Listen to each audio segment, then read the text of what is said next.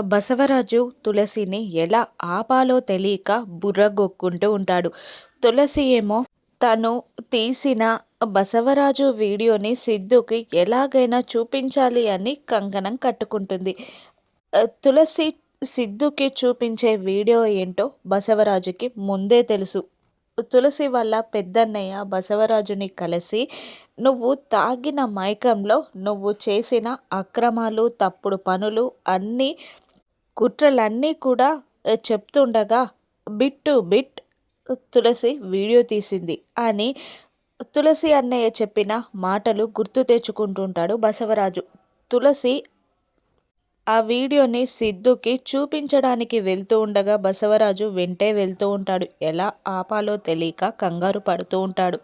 తులసి washroom దగ్గరికి వెళ్ళి washroom డోర్ని కొడుతూ ఉంటుంది. స్నానం చేస్తూ ఉంటాడు సిద్ధు. "ఏవండి ఏవండి, మీకు ఒక ఇంపార్టెంట్ వీడియో చూపించాలండి" అని అంటూ ఉంటుంది తులసి.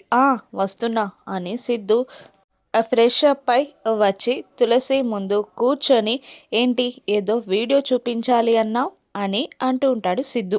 బసవరాజు ఎలా ఆపాలో అని సతమతం అవుతూ ఉంటాడు. తులసి "అది అండి" అని అంటూ ఉంటుంది. ఇక బసవరాజు కుట్రలకి సంబంధించిన వీడియోని తులసి సిద్ధుకి చూపిస్తుందా? తులసి సిద్ధుకి చూపిస్తే ప్లాన్ అంతా తిరగబడుతుంది అని ఆలోచిస్తున్న బసవరాజు ఏదైనా చేస్తాడా? ఇద్దరిలో ఎవరు గెలుస్తారు?